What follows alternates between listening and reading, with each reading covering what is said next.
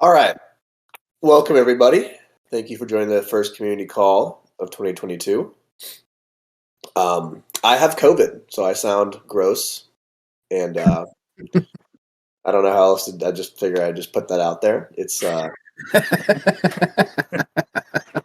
I am both vaxxed and boosted, so it should be a hopefully short and not super unpleasant few days of being sick, but we're going to go through this anyways.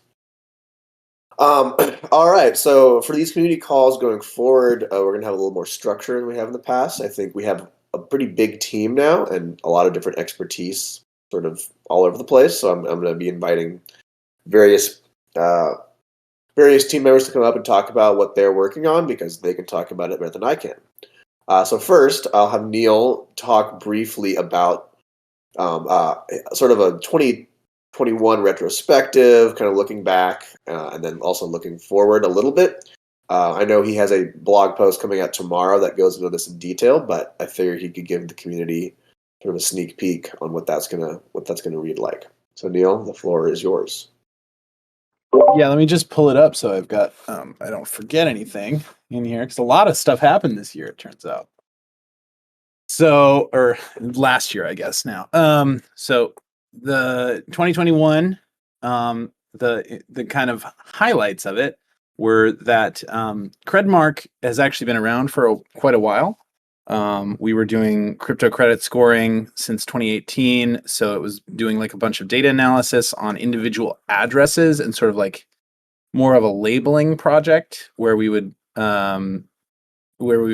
do some analysis to say, oh, these people kind of preempt liquidations. These addresses get liquidated more often. These addresses are engaged in multiple different DeFi projects, and there weren't that many DeFi projects at the time, so it wasn't that heavy of analysis to be doing. But the feedback that we kept getting pre-2021 was, oh, well, nobody really likes a credit score. Nobody really likes the individual analysis. People want analysis on addresses in order to follow investing on whales. So that was something that we said, okay, but there's still like these risks involved in investing in these DeFi protocols. And so in 2021, we kind of switched to that mindset since it already kind of correlated with all of the work that we'd already been doing on, okay, what are sort of like the predictive risk patterns that we can talk about? And so coming into 2021, we knew that we wanted to beef up our sort of TradFi risk team, which we've managed to accomplish, and get deeper into the here are the metrics that people use to like analyze their own portfolio in terms of here's how the risks work, and make those publicly available for people. And so that meant that we had to essentially dismantle and recreate our data set and then apply this sort of aggregate analysis instead of doing this deep dive wallet analysis, which turns out to be really, really heavy for things. So at the beginning of this year, we said, okay, we're going to do this. We're going to do this as a protocol, as a data protocol, because that seems like the way of the future in terms of allowing community to come in and contribute, and in terms of allowing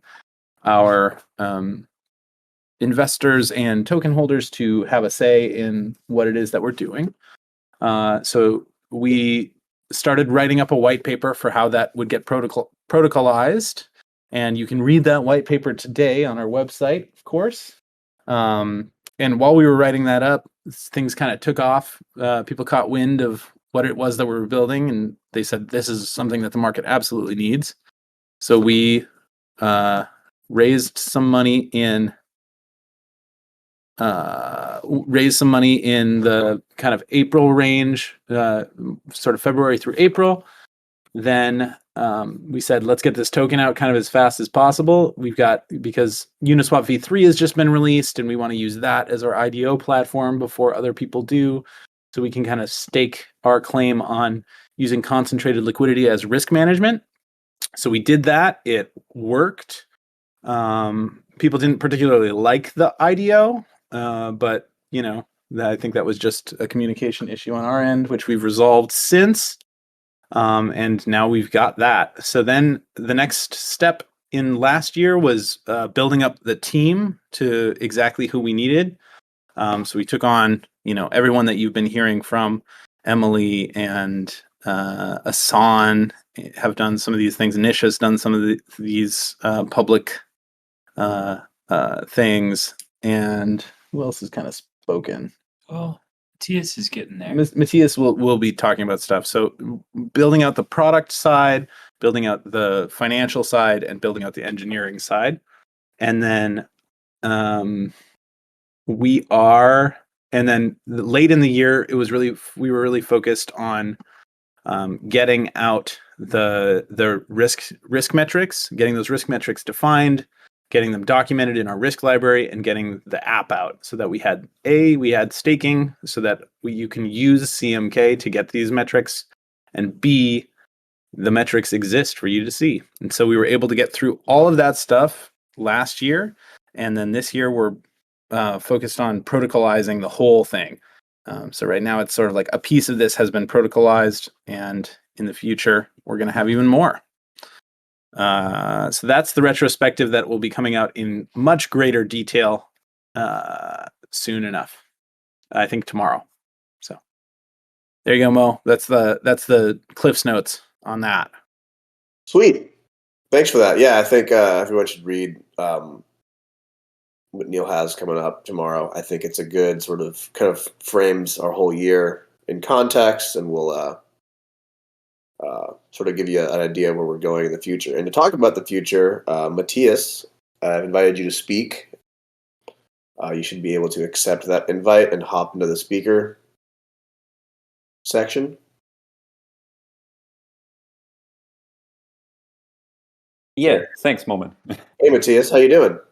Yeah, I'm fine, thank you. Happy New Year to all of you from my side. And I think I pick up the ball from Neil. So what Neil was explaining is that this year and the next year as well would be crucial for us to really get the whole thing going in terms of decentralization and follow our vision of becoming a decentralized risk DAO. And I put in some work to draw a roadmap based on the blog posts we had in the past, where Moment was really good in showing what we aim to be and what our end goal is in becoming this decentralized risk DAO.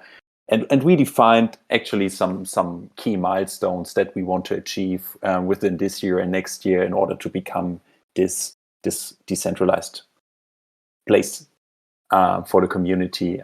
So our main goals for this year would be, the obvious thing is to get the data API going. So this is our key milestone for Q2 this year, that we have the data API ready, that people can get this data that we have currently only visible in the risk terminal as a data API, that people can get this data and then start building models upon this data.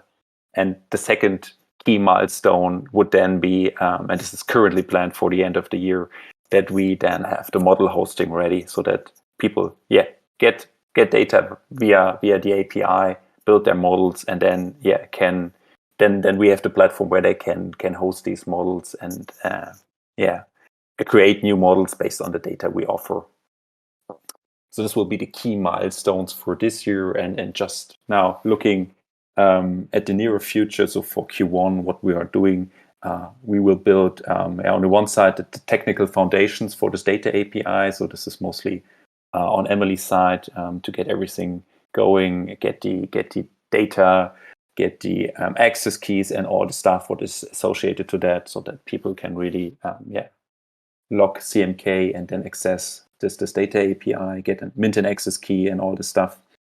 And on the other thing, we are working with the science team, so the risk and research team, mostly on getting new content for the risk library and for the risk terminal. Especially, I think we will add a var metric for Uniswap. So this will be one of the key goals for Q1, that people now can also see a certain VAR for Uniswap LP positions. I think this will be very interesting because we then have DEXs as well in our protocol available. And yeah, on the other hand, it's from a content perspective, it's more about getting a little bit deeper into how we calculate VAR, because at the moment we use it one-to-one from traditional finance, but we want to refine our VAR calculations in the terms that we make it more crypto native. So we questioning, okay, can we use certain stuff in a different way that it makes more usable for crypto? So this will be an interesting part, I think, especially from a differentiation perspective, how other use VAR and how we are using it, calculating it, and applying it. And yeah, and then it's mostly about getting new stuff into the risk terminal as well. So adding other protocols. At the moment, we only have Aave and Compound. So yeah, we are doing a lot of research on other protocols, and we'll be adding them over the course of the year to our data API and then to the risk terminal as well. Awesome, Matthias. That was great. You did literally everything I was going to ask you. Yeah, I think currently, right now, you look at our terminal and you only see two protocols, which are pretty well documented in other areas. But I think the real value of Credmark is going to come through when you start seeing all these other protocols pop up, and you're able to actually compare these things apples to apples. Yeah, absolutely. So, And go yeah, ahead. just to say, the risk terminal will always be some kind of showcase for our data, but the core work we are doing would then be dedicated to the data API, and people will get a lot of more stuff out of this data API than we showcase in the risk terminal. Yeah, so that's actually a great segue. I want to bring up Collier, who's our external ops manager, who is using Neil's technology to communicate with us today. And maybe talk about the API part. Matthias is saying is sort of like are going to be our bread and butter. Maybe you can talk about how you've been managing relationships externally for people who might end up consuming that Yeah, API. absolutely. In the spirit of this being the first business day of 2022, to talk about 2021 first, so as Neil put it, we spent a lot of 2021 sort of turning around Credmark, changed the vision, and what I call it is what we were doing is getting things going. And we had some really great partnerships come out of that. I think notably with CoinShift, who was our partner in publishing our original VAR and LCR metric. So what we saw was that was a really good jumping off point for what the market needs. So going into 2022, I am shifting focus slightly. So if we're going to provide data via API, we need to know the data that people want and need. So what I am doing with our partnerships is sort of consciously shifting focus and making the emphasis in the first few months of 2022 to be about market discovery. So I am talking to anybody and everybody I can about what the data they have, what the problems they have with it are, and what data they really want or need, especially the focus on risk. And so that then I'll feed to Matt and to Asan and the rest of the team so that they can start to adjust their product roadmap based on market needs. And another piece of that is kind of competitor analysis, looking at who's out there, what they're doing, what data they have, to identify, one, what parity would be for us, and then two, really how we strategically differentiate the data that we provide via API. And so hopefully, if all that goes well, we'll start to produce new product, and then I'll be able to go out to our partners and say, hey, we have this now, and sort of bootstrap the DAO by getting folks in the door using Credmark, using our data, and then continue to just have a constant feedback loop so we can build the best thing that people want to use. How's that, Moment? Awesome. Thank you for that update, Collier. I appreciate it. Of course. Let's move to the other point that Matthias was talking about when it comes to sort of making these metrics that we have sort of DeFi appropriate. And so I'm going to invite Joey up to speak.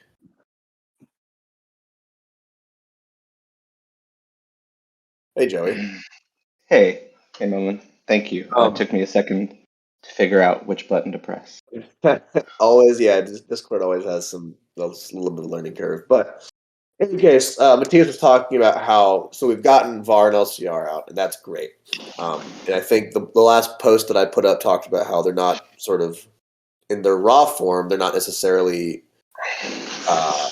totally perfect for DeFi. And I think one of the things that we're going to do going forward is sort of tweak them to make them a little more DeFi and crypto appropriate.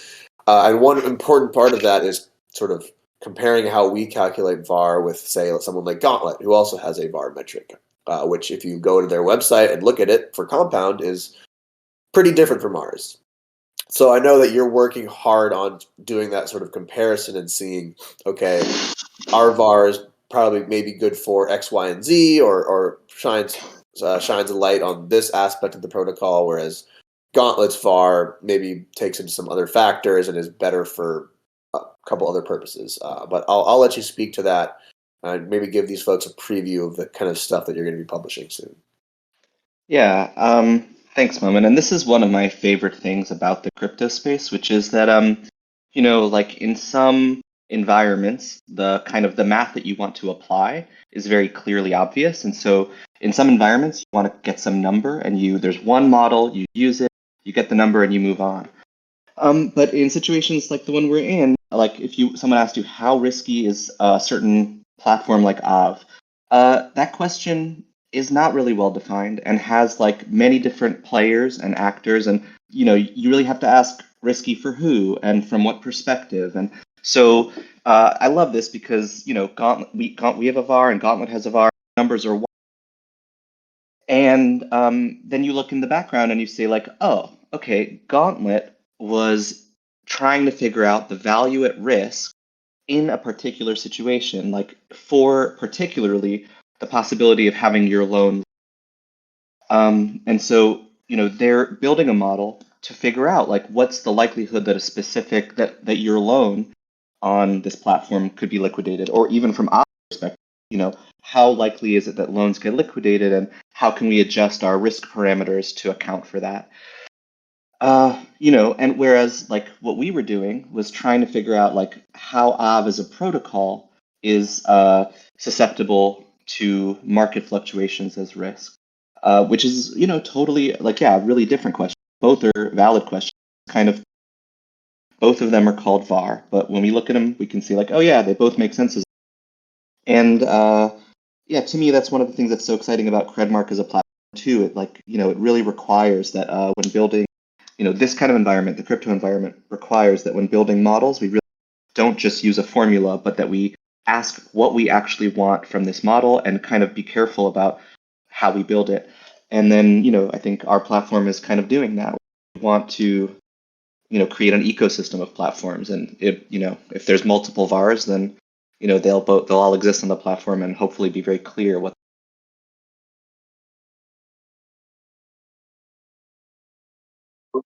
Did you cut out, Joey, or did you just finish talking? Oh no, I just finished talking. Did you? Yeah, I guess I've been talking until just about now. No, I couldn't tell if your audio cut out or you just finished your thought. Okay, cool. Yeah. Oh, well, yeah. If it didn't make sense, please, I'm happy to tie it together if I kind of rambled. But that was where, that's where I'm at. I think this is an important point because there's a lot of literature in our white paper when we first started this endeavor back in January about like how made the example of total value locks and how that methodology differs depending on who you look at and how that kind of creates a problem. So essentially, we're now taking that next logical step and we're taking a model a bit more sophisticated than TVL and looking at like how different people calculate it and maybe try to avoid the pitfalls that have plagued a metric like TVL, where now it's just like used for all kinds of potentially malicious Right. reasons for like marketing. Right. And so we want to get to a point where it's okay to have different metrics, but let's make sure that people understand them. And that means being able to explain these things in like not layman's terms, but in a way that people can comprehend, like, oh, this is good for this and this is good for that. So Right. Totally. And in terms of that kind of marketing you were talking about, having a place where someone can look up, 4 different kinds of LCR and see which one the platform is advertising versus, et cetera, et cetera. Yeah, I think so great. yeah, I'm really excited to help you work on this piece and get this out. I think it really illuminate sort of where we can be valuable in the DeFi space. Totally. Cool. So I'm going to open up the floor to questions, and I will talk about a few things as people potentially ask questions. I think one goal for us, and hold on, like I'll ping.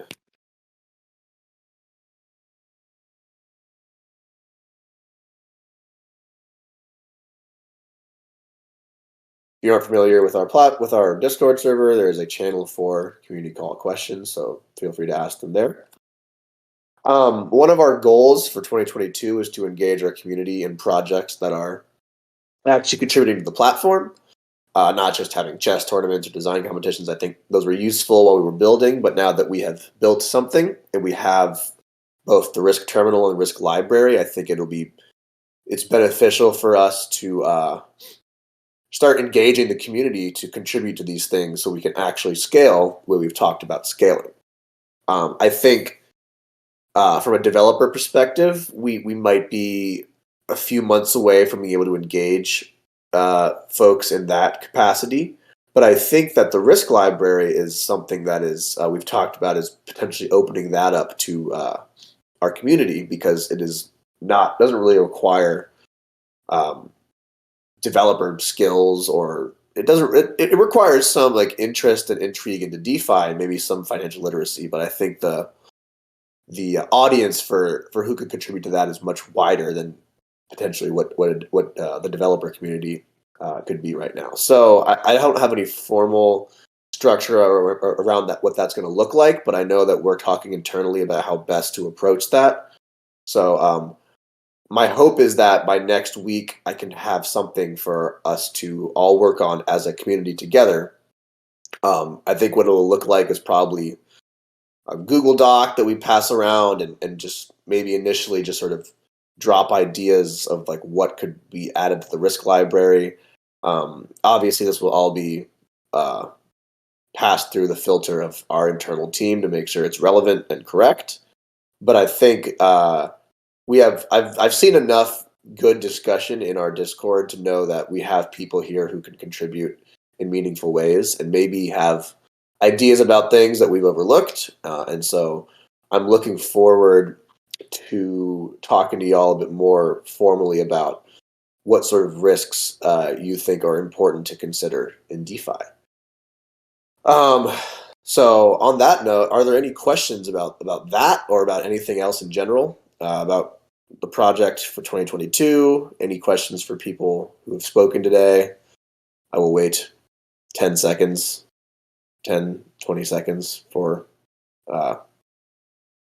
any questions at all.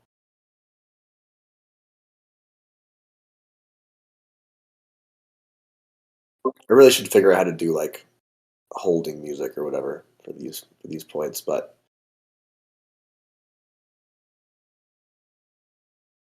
cool. I think we're probably good. I'm not seeing any typing text come up, so I'll just go ahead and call it there.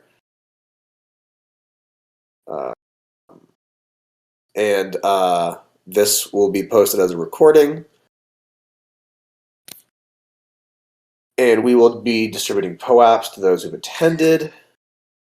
And we will probably speak again.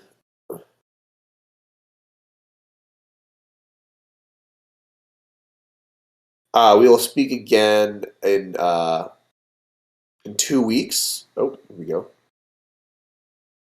Yep. So yeah, again, call is ending, but feel free to just ask us whatever in the chat and Discord, whatever you guys feel like. We'll speak again in 2 weeks, and I hopefully will have some more communication about a community project later this week or next week, hopefully. And then besides that, we'll be putting out content pretty regularly, whether it's updates to the risk terminal, updates to the risk library, and then just sort of standalone pieces from us and from partners, hopefully. And partnership announcements, all that stuff will be coming pretty regularly, I think, over the next 3 to 6 months. So looking forward to a really, really productive new year. And I think that with our new team that we've sort of put together and gotten incorporated, you're going to see a lot more sort of output on our end. And so I look forward to that. Cool. So until the next time, Happy New Year to everybody, and we will speak again in 2 weeks. Thanks, everybody. Bye.